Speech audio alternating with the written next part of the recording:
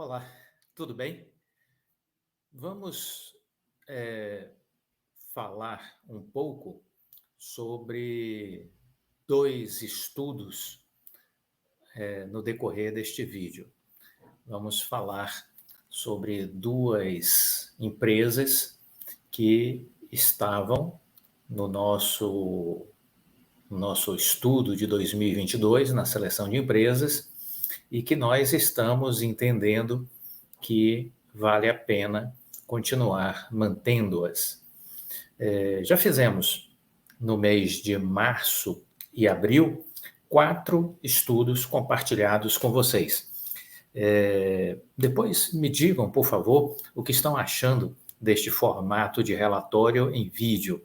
Não serão todos assim, mas vamos estar mesclando, vamos dizer, parte de material escrito em alguns meses, em outros, para facilitar a didática, usaremos os vídeos também como um recurso pedagógico, vamos dizer assim. Muito bem, nós já falamos de algumas empresas que nós destacamos elas no ano que passou e que elas continuam dentro da nossa estratégia de investimentos, né? Falamos da PetroRio, da Prio, falamos da Nvidia, né? Empresa de tecnologia, falamos também do JP Morgan, falamos da Vale, né? Como empresas que merecem toda a nossa atenção, todo o nosso carinho, olhando sempre para o longo prazo, enxergamos nestas empresas um excelente potencial, olhando o futuro, né? Olhando, vamos dizer assim, olhando para frente, né? Olhando o que nós conseguimos projetar da nossa seleção de empresas. Então, Prio, Nvidia, Vale, JP Morgan são empresas que estão, sim, fazendo parte dos nossos estudos. Empresas de longo prazo. Então, isso é importante. Empresas que nós devemos estar fazendo investimentos nos próximos 5, 10 anos. Esse é o entendimento. Agora, como já mostramos nos vídeos anteriores, não podemos ficar adormecidos com elas. Temos que ter mobilidade nos nossos investimentos. Você tem que planejar entradas e saídas no decorrer de um período de 12 meses e reentradas, entradas, saídas e reentradas. Essa é a dinâmica, essa é a lógica, e carregar boas empresas para o longo prazo. Isso é que precisamos entender. Uma outra empresa, vamos falar de outras duas empresas que seguimos com a nossa crença de que são bons investimentos.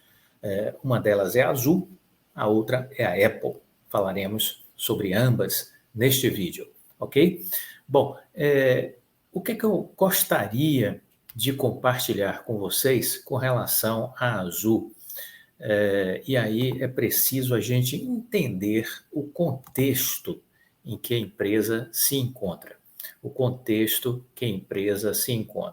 Então, vamos começar compartilhando aqui essa matéria para que vocês entendam o que está se passando com a empresa Azul. É importante que vocês entendam o que está acontecendo, o que está passando nesta empresa.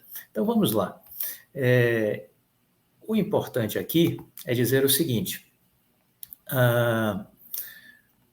tanto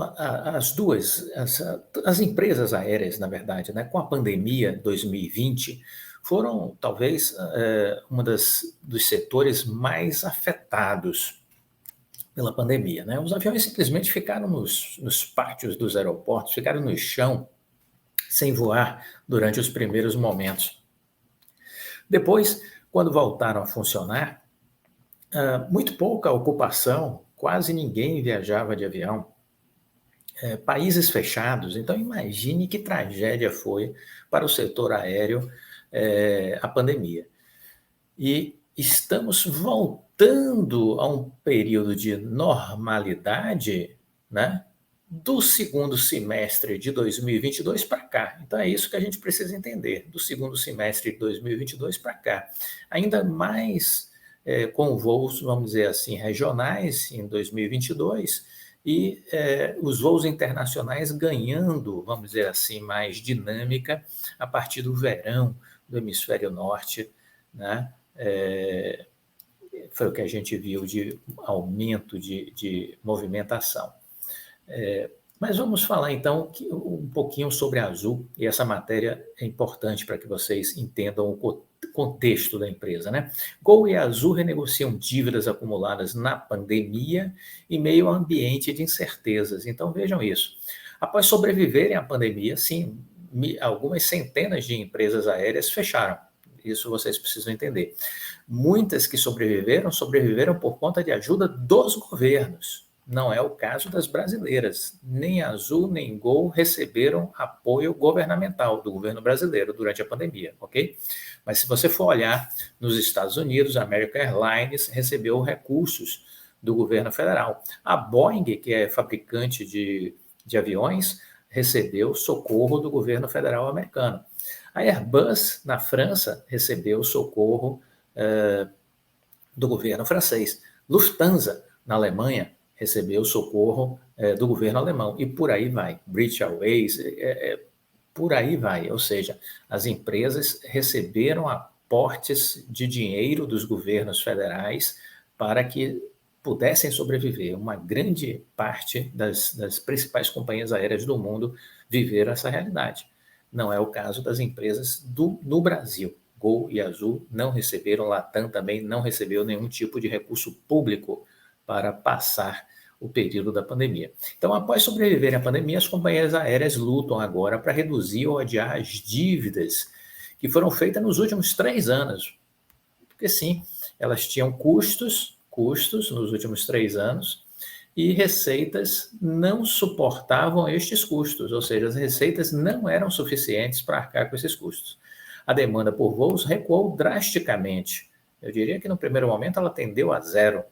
Nas últimas semanas, a Azul vem renegociando dívidas, isso foi em 27 de fevereiro de 23, tá vendo?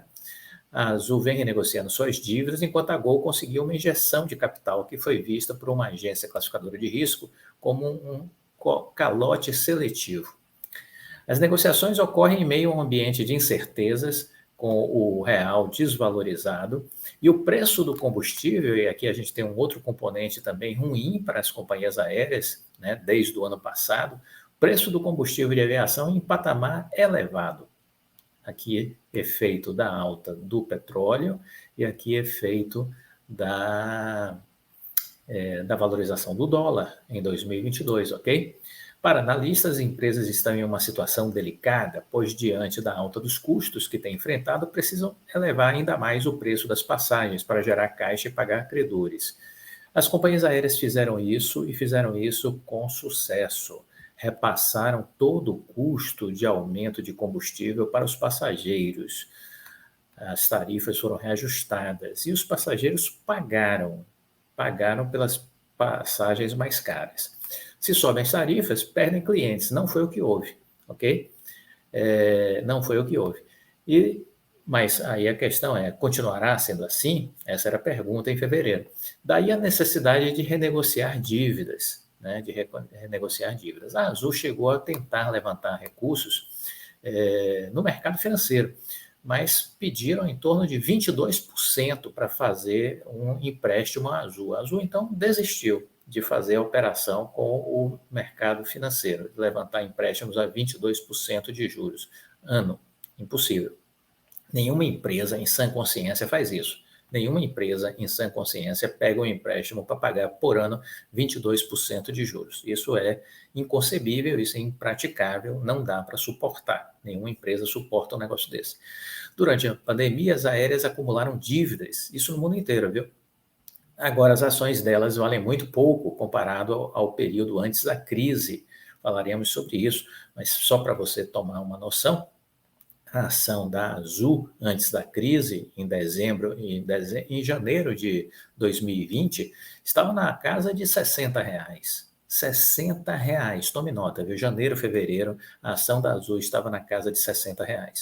Isso mostra a preocupação em relação à capacidade das empresas de rolarem essas dívidas. Então, o preço da ação hoje reflete isso, essas dúvidas que o mercado tem com relação à sobrevivência dessas empresas, né? Aqui em janeiro, fevereiro, havia um discurso nos bastidores do mercado financeiro, que ganhavam a mídia financeira também, de que a Azul podia entrar em recuperação judicial. Essa era a grande conversa nesse período aqui de janeiro e fevereiro. As ações da Gol e Azul valem hoje pouco mais de 12% do período pré-pandemia. Veja que absurdo. 12% do período pré-pandemia, ou seja, janeiro, fevereiro de 2020. No caso da Gol, a dívida da Gol é de 26 bilhões de reais. O anúncio foi feito no início de fevereiro de que a empresa receberia um aporte de 1 bilhão e isso não foi suficiente para as ações valorizarem.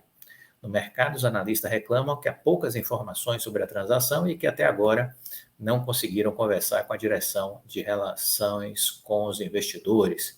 Por enquanto, o que se tem de informação é que a Gol está trocando título de dívidas que venceriam em 24, 25 e 26 por papéis que vão vencer em 28.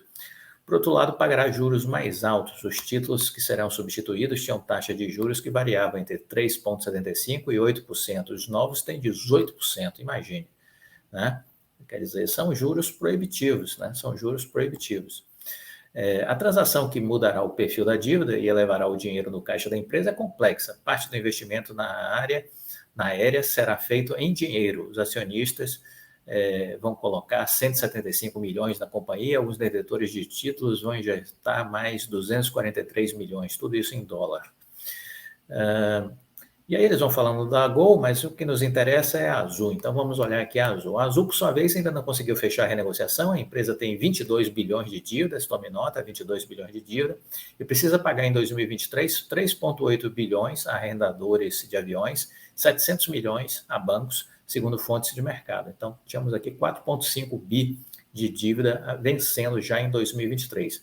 Do total devido a arrendadores, 3,2 são referentes ao aluguel anual das aeronaves e 600 milhões ao valor postergado durante a pandemia. Então, 3,2 bi referente ao aluguel das aeronaves da Azul este ano, 600 milhões dívida antiga durante a pandemia.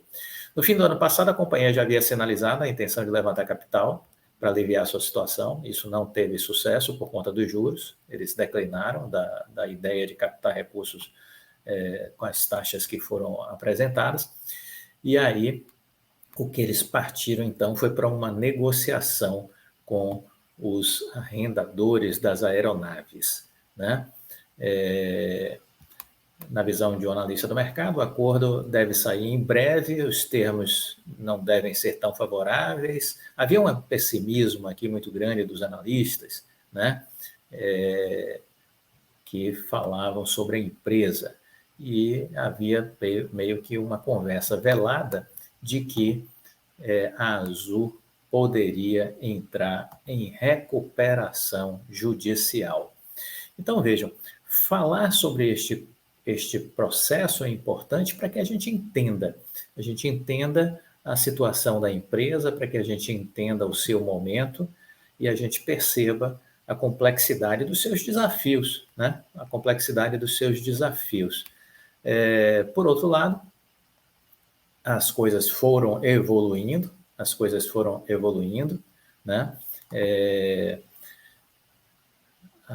Os analistas diziam que essas dívidas, né?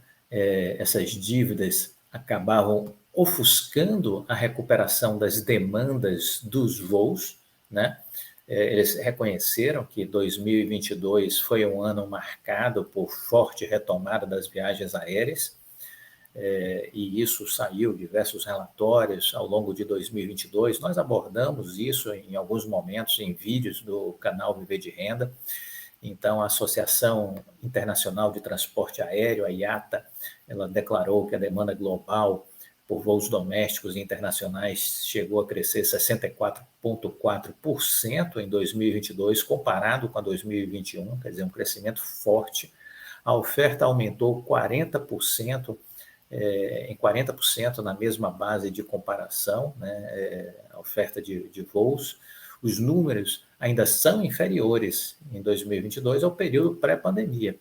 Na comparação com 2019, a demanda ainda é 31,5% menor. Então, a demanda ainda é 31,5% menor. E a oferta também 28% inferior. Mas a gente teve aí a suspensão da maior parte das restrições relacionadas à pandemia no ano que passou, dia 22.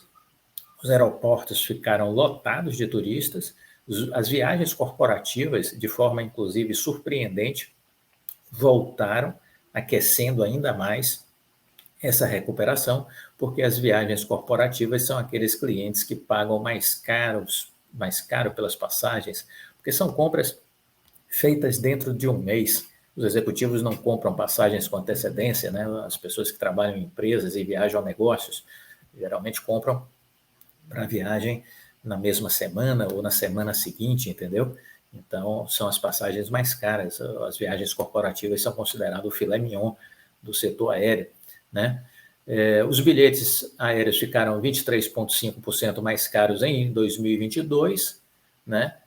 Só para você ter uma ideia, o índice de preços ao consumidor amplo, o IPCA, ficou no período em 5,8%, né? E as passagens aéreas subiram 23,5%.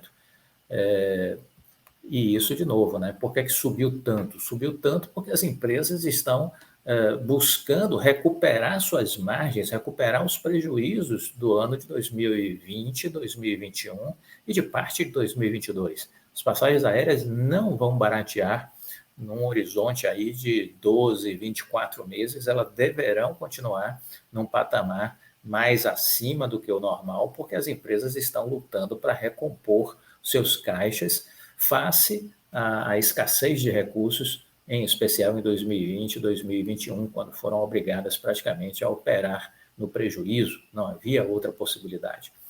As viagens de lazer estão se recuperando e as viagens corporativas vieram na sequência, na recuperação, e agora as viagens internacionais também estão avançando no sentido de uma recuperação. Então, olhando nesse aspecto, esse processo de recuperação das viagens aéreas, nós podemos olhar e perceber que ano a ano, semestre a semestre, os resultados estão vindo cada vez melhores. Isso é excelente, mas isso não tem sido suficiente para fazer com que as ações se valorizem.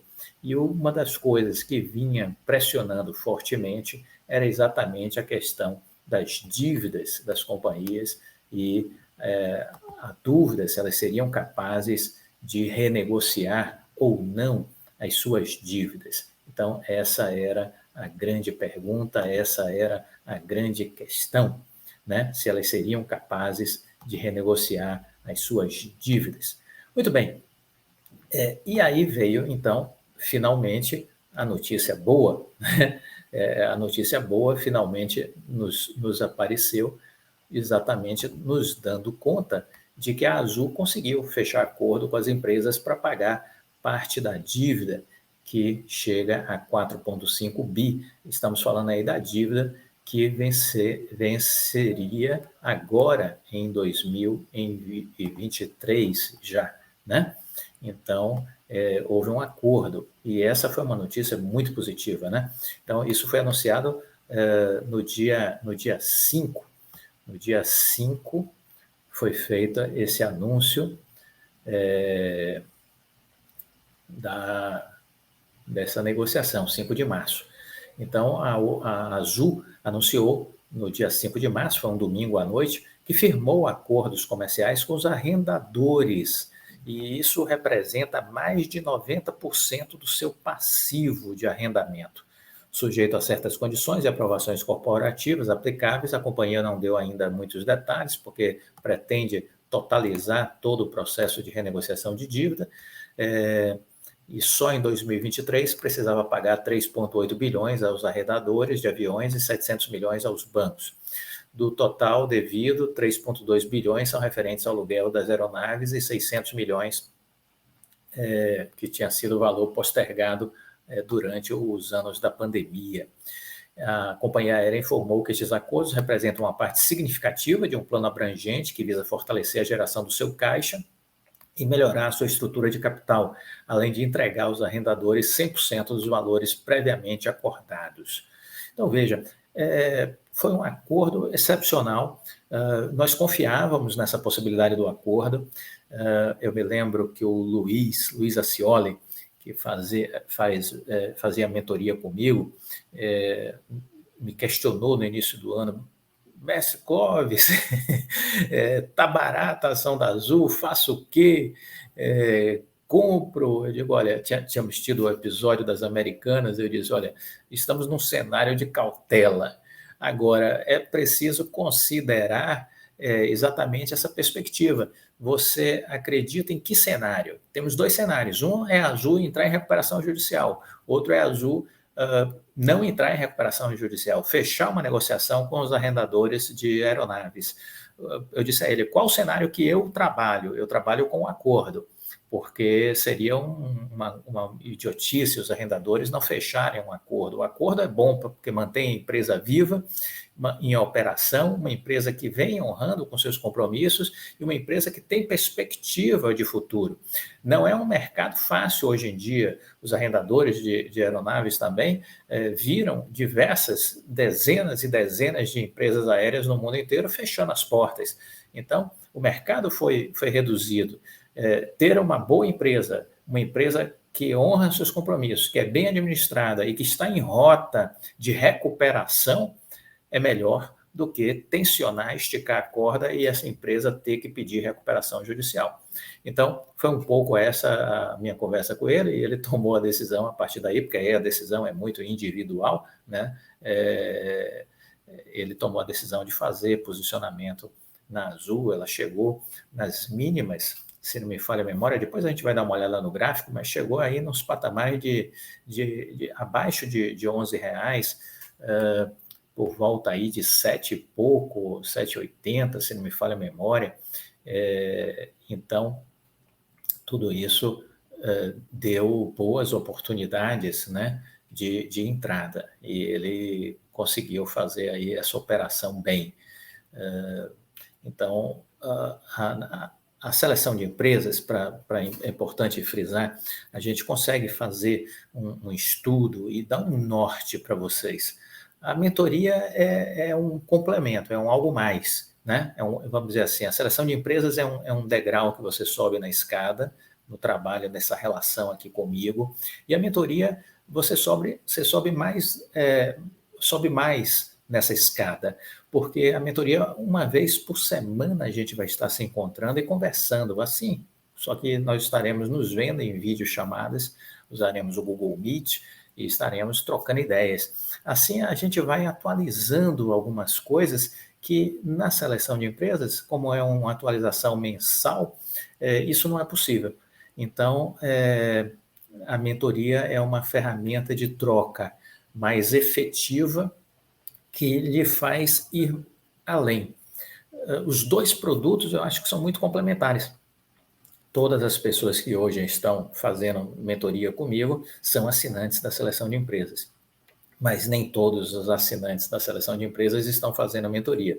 Mas reflitam, eu acho que é um passo a mais que a gente dá quando, além da seleção de empresas, também passa a fazer a mentoria por conta dessa interação e dessa troca. Então, reflitam a respeito disso.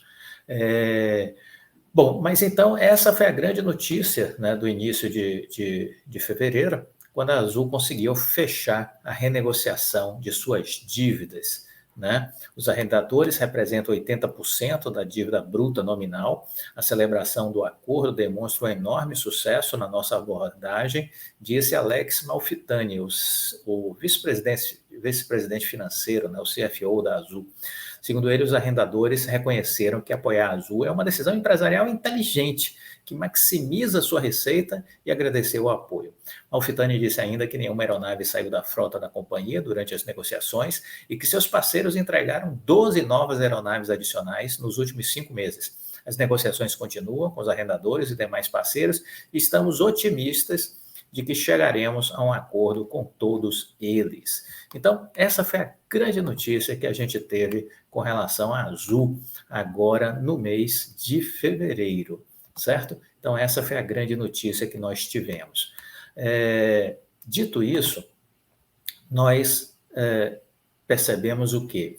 Que este grande acordo afastou efetivamente a empresa da recuperação judicial, né? Este acordo afastou a empresa da recuperação judicial, que para muitos analistas era um grande temor. No nosso entendimento, não era, mas para muitos analistas de bancos de investimentos e corretoras era um grande temor. Então vejam que a Azul fez o acordo, afastou a recuperação e logo na sequência o que foi que houve? A ação disparou. Então a Azul anunciou um acordo com arrendadores para esticar sua dívida para 2030, afastando o risco de uma recuperação judicial, que era o grande temor do mercado. Não o meu, mas era o grande temor do mercado. O acordo contempla 90% das dívidas da empresa com leasing de aeronaves, vai gerar uma economia de caixa de 3 bilhões de reais só este ano, segundo o CFO Alex Malfitani. Os arrendadores, por sua vez, representam 80% da dívida bruta da companhia aérea. A ação da companhia, controlada por David Neeleman, subiu 26% no fim da manhã, depois do acordo, e acelerou para 55% no início da tarde. Veja vocês, hein? Com o acordo, a Azul vai atingir o break-even este ano, algo que era previsto inicialmente para 2024, disse Alex Malfitani.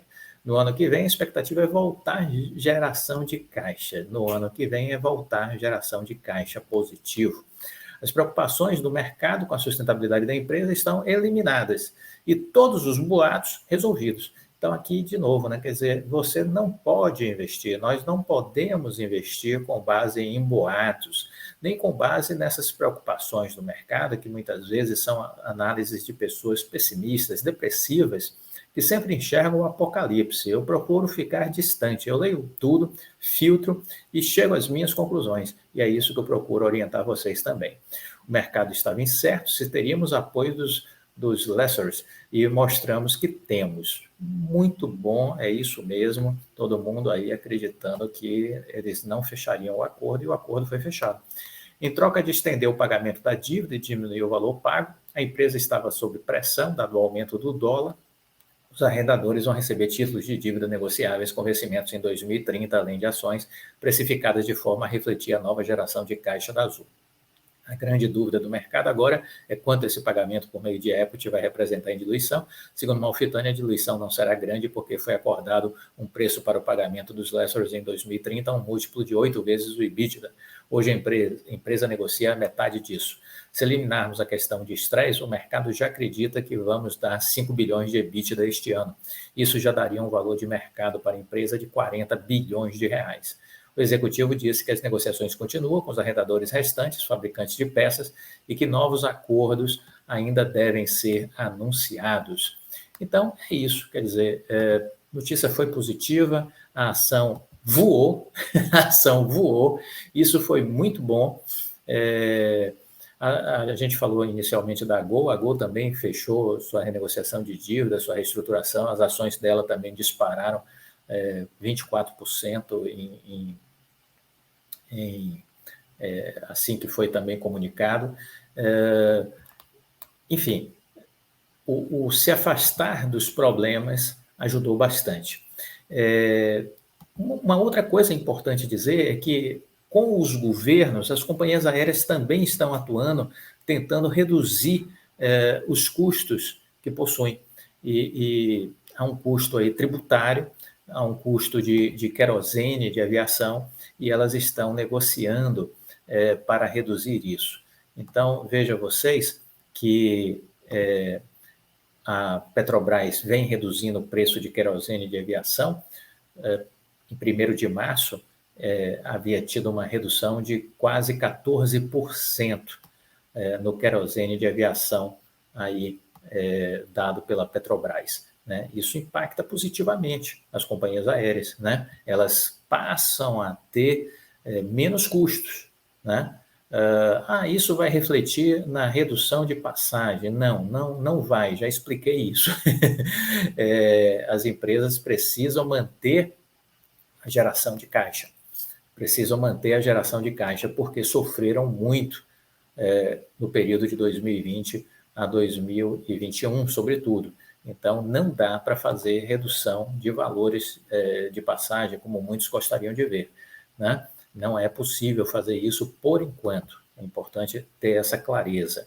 Mas as empresas estão melhorando com essas notícias. Né? E no governo de São Paulo, houve também algumas reduções tributárias. Com o governo federal, se conversa também as companhias aéreas com o governo para alguma política de redução tributária.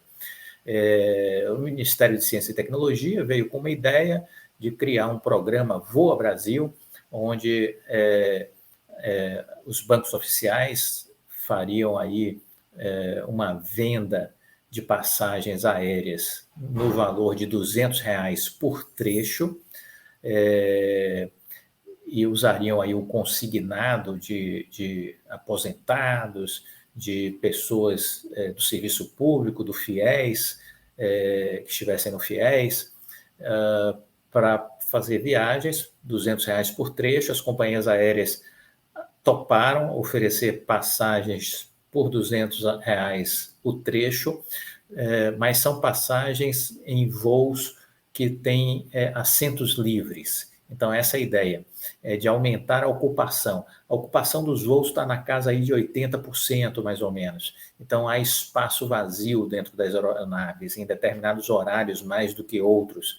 Em sendo assim, nestes horários onde há espaços vazios, é que as companhias aéreas apresentariam um lote de passagens a R$200 o trecho, e os bancos oficiais fariam essas vendas mediante empréstimos, usando o consignado, para determinados grupos específicos. A coisa ainda não está em operação, mas é mais uma sinalização positiva. Para fechar esse nosso estudo, nós vamos falar da Azul. Vamos falar da Azul no seu gráfico. Então, essa é a questão que a gente vai abordar agora. Então, vejam vocês que a gente tem aqui, né, na tela um pouquinho da movimentação da Azul. E aí, o que eu queria destacar para vocês? Quando nós falamos da Azul no nosso estudo em 2022, nós colocamos como um ponto positivo, um momento positivo de entrada nas ações. Entendíamos que estávamos ali no melhor momento, né? Foi exatamente aqui, em 14 de junho, quando a gente divulgou o relatório. Dissemos, olha, estamos diante do melhor momento de posicionamento. Foi exatamente no relatório de junho. E aí, veja, quanto estava a Azul nesse período? 13,62. O que foi que aconteceu com ela? Ela caiu mais um pouco, ela chegou a 11 e pouco, 11,61, 11,07, tá vendo? Mas depois ela subiu, e aí fez movimentos aqui, ó, chegando a 17,77, depois 18,23. Quem comprou a 11 e saiu a 17,7, 18, saiu bem, né? De 11 para 17, de 11 para 18, fez um bom trade curto, né? Considerando aí de junho para agosto, né? 2 meses e pouco, 2 meses e uma semana, mais ou menos. Aqui a gente teve um sinal claro de reversão de tendência de alta. Aqui a gente estava fazendo uma tendência de alta, olha, topos e fundos ascendentes, mas aqui a gente realizou, não conseguiu, caiu para 17, tá vendo? Caiu para 16, caiu para 16,40, fomos até 15, ó, quer dizer, fizemos um movimento descendente. Então, aqui Quem saiu vendendo, usando aquela estratégia dos 3/3, né? Saiu fazendo um preço médio até R$ 15, mas comprou a 11, né? Teve a oportunidade de comprar a 11 e pouco, aqui 11,51, 11,64, mais ou menos. Bom, e aí a gente viu aqui de novo uma baixa, né? Uma baixa que nos trouxe a 9,44 em dezembro de 22. Aqui a gente já tem essa pressão dos custos de dívida, aqui a gente já tem essa pressão, será que elas vão sobreviver? Essas tensões foram aumentando, né? A empresa não andou, se você for olhar aqui, né, ela não andou e voltou a ficar caindo a 8,40, é um absurdo, né? Uma empresa, 7,35, foi aqui em fevereiro que o Luiz Acioli fez posições. Eu lembro que eu estava, foi na semana do Carnaval, eu estava indo para Fernando de Noronha, e o Luiz conversou comigo sobre isso. Entro ou não entro, Messi, o que é que eu faço? Eu disse, olha, minha tese é que não vai ter recuperação judicial, a decisão é sua, mas essa é a tese. Está barato? Pô, demais. Está mais barato do que naquele março de 2020, quando aconteceu a pandemia, né? Então não faz sentido. E aí ele fez posição e veja que ela subiu depois para 14. Então comprou a 7 e veio aqui para 14, né? Quer dizer, 100% de ganho. Foi o que o Luiz teve na operação aí da Azul. 100% de ganho. Maravilhoso, maravilhoso, né? Excepcional. Aqui ela deu uma realizada, né? Caiu para 12, né? E aí veja que ela vem de novo fazendo uma realização. Ela está aqui em 11 e pouco, 11,39, no dia que eu estou gravando este vídeo. Estou gravando este vídeo exatamente no dia 17 de abril, né? Vocês estarão recebendo o relatório até 14 de maio, né? Mas eu estou gravando aqui e esse é o patamar que a gente está trabalhando. E aí, deixa eu puxar aqui o gráfico, olhando numa perspectiva maior, olha que coisa interessante. Quando explodiu a pandemia, essa ação, no seu ponto mínimo, ela chegou a 10,35. 10,35. Então, foi uma excrescência, uma estupidez essa ação ser negociada a 6,89. Olha que loucura. Aqui era a turma que acreditava na recuperação judicial, os hards, jogando papel para baixo, entendeu? Aí ela explodiu quando fechou a negociação, né, da dívida, né? Chegou a 13 e pouco, tá vendo? Chegou a 13, chegou a 14, tá vendo? Chegou a R$ 14 aqui, ó, 14,25. Chegou a 14,25. Porque a gente não consegue, às vezes, segurar o gráfico aqui. Aí, 14,25, dia 9 de março, né? E ela agora está 11,39, depois de 100% de alta, é normal uma realização. Quem ganhou comprando a 7, né? Quem ganhou comprando a 6, 7, vendeu a 14. É normal, entendeu? 100% de lucro, gente. Normal. Vai vender, vai botar o dinheiro no bolso, entendeu? Mas você vê que ela está se segurando aqui e há uma expectativa de que ela suba. Por quê? Veja, ela já esteve muito mais. Olha aqui, ó, em 2021, né, em junho de 2021, ela estava 46, 47, 47 reais, tá vendo? 46, quase 48. E antes da pandemia, olha onde essa ação estava, 61, 62 reais antes da pandemia. Quer dizer, não faz sentido algum. E o que é importante dizer também para vocês, viu? Nesta época que ela estava na casa dos 60 reais, a empresa azul aqui era inferior a esta azul daqui. Esta azul daqui é muito melhor, porque ela desenvolveu a área de cargas, foi uma empresa que cresceu na área de cargas, foi uma empresa que agora dobrou a sua operação em Congonhas, que é onde está o filé mignon da aviação no estado de São Paulo e no Brasil, por conta das viagens corporativas, né? Ela dobrou a sua capacidade de de voos, né, no aeroporto de Congonhas. Ela hoje é líder nacional de voos, ela é a empresa com maior market share, ela passou a Gol, passou a Latam. Então, aqui ela era a terceira empresa aérea, ela estava atrás da Latam e da Gol, hoje ela está na frente da Latam e da Gol. Né? Ela aqui praticamente não tinha empresa de cargas, era muito tímida a empresa de cargas da Gol. Hoje é uma grande empresa, empresa de cargas.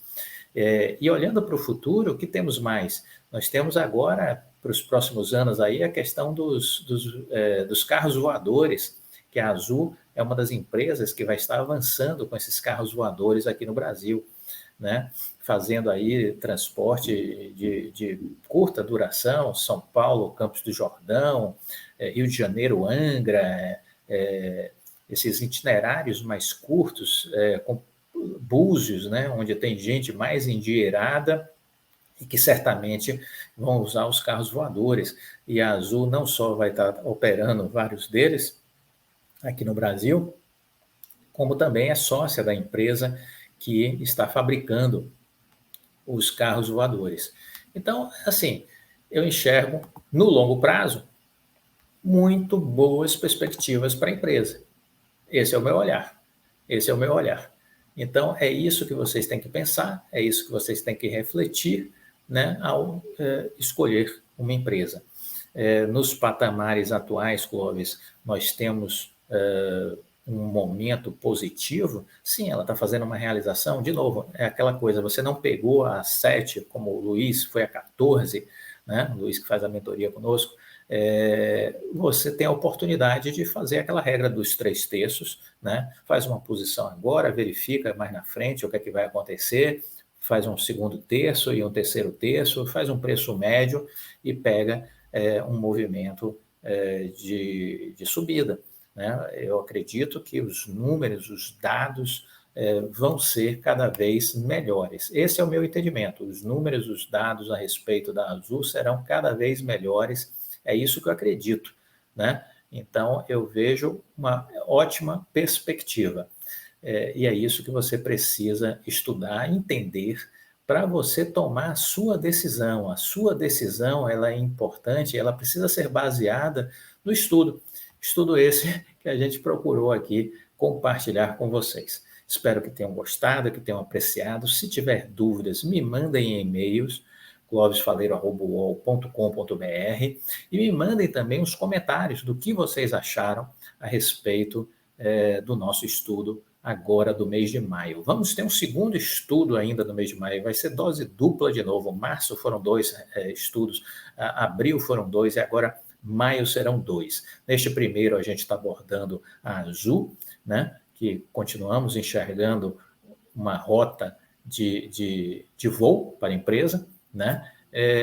E no próximo relatório a gente vai falar um pouco de Apple e vamos falar também de algumas possibilidades que nós estamos enxergando, de novas possibilidades. Vamos falar um pouquinho de novas possibilidades, mas vamos centrar nosso estudo na Apple, que a gente enxerga também com muito bons olhos, que continua sendo uma excelente empresa para investir, não há a menor dúvida, né? Pelo potencial extraordinário que a empresa possui. Muito bom. Até a próxima. Tchau.